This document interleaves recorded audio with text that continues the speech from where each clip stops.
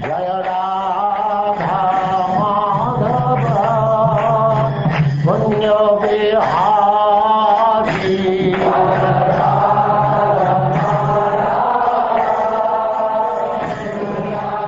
And now Chapter 16, Praise of King Prithu by the Professional Reciters.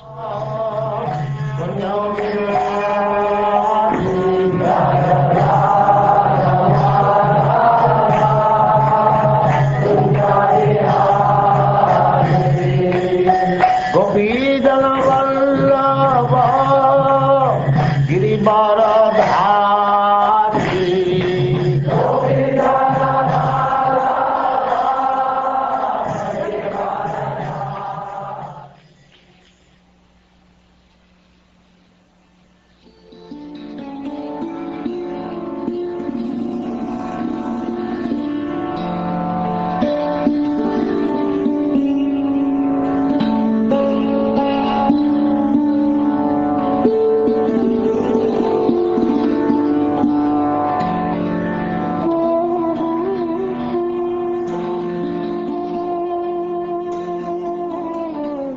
The great sage Maitreya continued, While King Prithu thus spoke, the humility of his nectarian speeches pleased the reciters very much.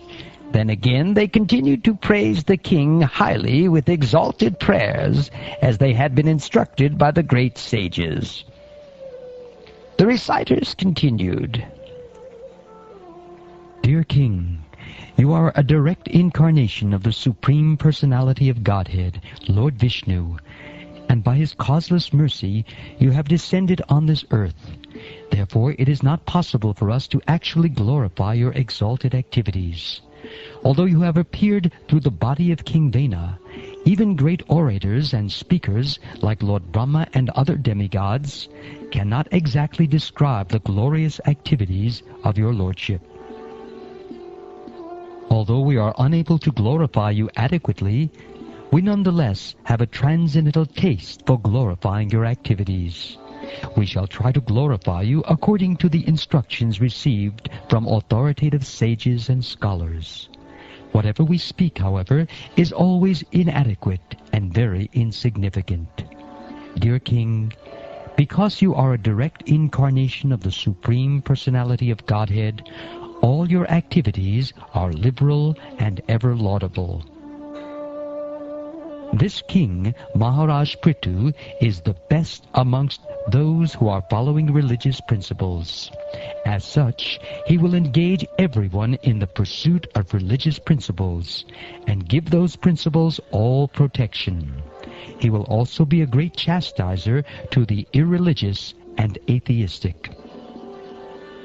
The king alone, in his own body, will be able in due course of time to maintain all living entities and keep them in a pleasant condition by manifesting himself as different demigods to perform various departmental activities. Thus he will maintain the upper planetary system by inducing the populace to perform Vedic sacrifices. In due course of time, he will also maintain this earthly planet by discharging proper rainfall. This King Prithu will be as powerful as the sun god, and just as the sun god equally distributes his sunshine to everyone, King Prithu will distribute his mercy equally. Similarly, just as the sun god evaporates water for 8 months and during the rainy season returns it profusely, this king will also exact taxes from the citizens and return these monies in times of need. This King Prithu will be very, very kind to all citizens. Even though a poor person may trample over the king's head by violating the rules and regulations, the king, out of his causeless mercy, will be forgetful and forgiving. As a protector of the world, he will be as tolerant as the earth itself. When there is no rainfall, and the citizens are in great danger due to the scarcity of water, this royal personality of Godhead will be able to supply rains, exactly like the heavenly king Indra. Thus, he will very easily be able to protect the citizens from drought. This king, Prithu Maharaj, by virtue of his affectionate glances and beautiful moon-like face, which is always smiling with great affection for the citizens, will enhance everyone's peaceful life. No one will be able to understand the policies the king will follow. His activities will also be very confidential, and it will not be possible for anyone to know how he will make every activity successful. His treasury will always remain unknown to everyone. He will be the reservoir of unlimited glories and good qualities, and his position will be maintained and covered just as Varuna, the deity of the seas, is covered all around by water. King Prithu was born of the dead body of King Vena, as fire is produced from Adani wood. Thus King Prithu will always remain just like fire, and his enemies will not be able to approach him. Indeed, he will be unbearable to his enemies, for although staying very near him, they will never be able to approach him, but will have to remain as if far away. No one will be able to overcome the strength of King Prithu. King Prithu will be able to see all the internal and external activities of every one of his citizens. Still, no one will be able to know his system of espionage, and he himself will remain neutral regarding all matters of glorification or vilification paid to him. He will be exactly like air, the life force within the body, which is exhibited internally and externally, but is always neutral to all affairs. Since this king will always remain on the path of piety, he will be neutral to both his son and the son of his enemy. If the son of his enemy is not punishable, he will not punish him. But if his own son is punishable, he will immediately punish him. Just as the sun god expands his shining rays up to the Arctic region without impedance, the influence of King Prithu will cover all tracts of land up to the Arctic region, and will remain undisturbed as long as he lives. This king will please everyone by his practical activities, and all of his citizens will remain very satisfied. Because of this, the citizens will take great satisfaction in accepting him as their ruling king. The king will be firmly determined and always situated in truth. He will be a lover of the Brahminical culture, and will render all service to old men, and give shelter to all surrendered souls. Giving respect to all, he will always be merciful to the poor and innocent. The king will respect all women as if they were his own mother, and he will treat his own wife as the other half of his body. He will be just like an affectionate father to his citizens, and he will treat himself as the most obedient servant of the devotees who always preach the glories of the Lord. The king will consider all embodied living entities as dear as his own self, and he will always be increasing the pleasures of his friends. He will intimately associate with liberated persons, and he will be a chastising hand to all impious persons. This king is the master of the three worlds, and he is directly empowered by the Supreme Personality of Godhead.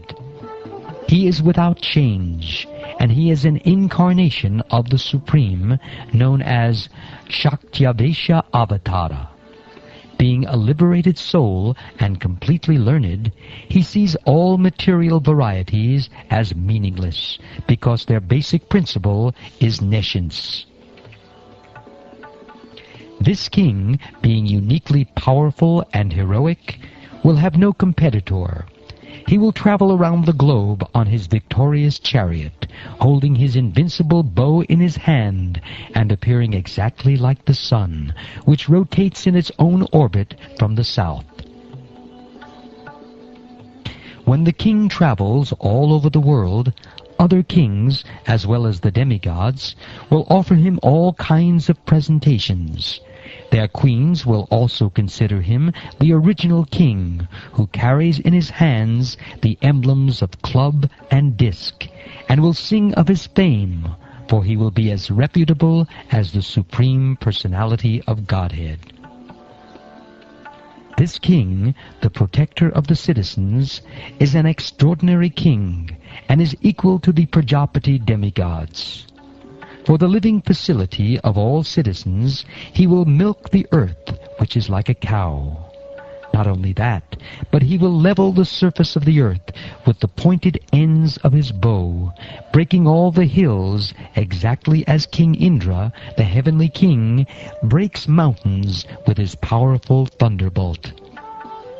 When the lion travels in the forest with its tail turned upward, all menial animals hide themselves. Similarly, when King Prithu will travel over his kingdom and vibrate the string of his bow, which is made of the horns of goats and bulls, and is irresistible in battle, all demoniac rogues and thieves will hide themselves in all directions. At the source of the river Sarasvati, this king will perform 100 sacrifices known as Ashvamedha. In the course of the last sacrifice, the heavenly king Indra will steal the sacrificial horse. This King Prithu will meet Sanat Kumara, one of the 4 Kumaras, in the garden of his palace compound. The king will worship him with devotion, and will be fortunate to receive instructions by which one can enjoy transcendental bliss. In this way, when the chivalrous activities of King Prithu come to be known to the people in general, King Prithu will always hear about himself and his uniquely powerful activities. No one will be able to disobey the orders of Prithu Maharaj. After conquering the world, he will completely eradicate the threefold miseries of the citizens. Then he will be recognized all over the world. At that time, both the Suras and the Asuras will undoubtedly glorify his magnanimous activities.